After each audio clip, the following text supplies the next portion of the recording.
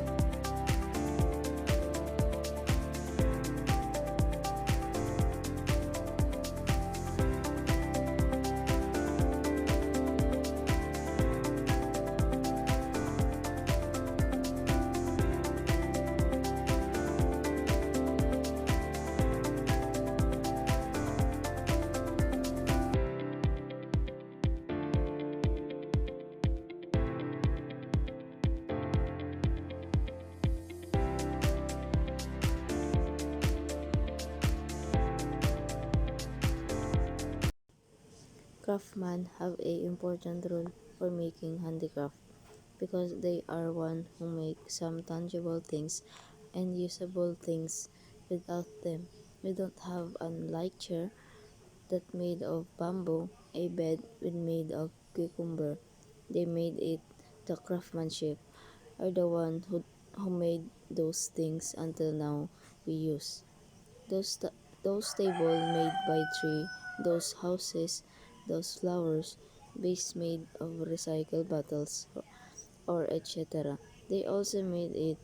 That's how very important our craftsmanship. For those craftsmen, you are amazing and useful person. You're very talented that you made something that I also uses.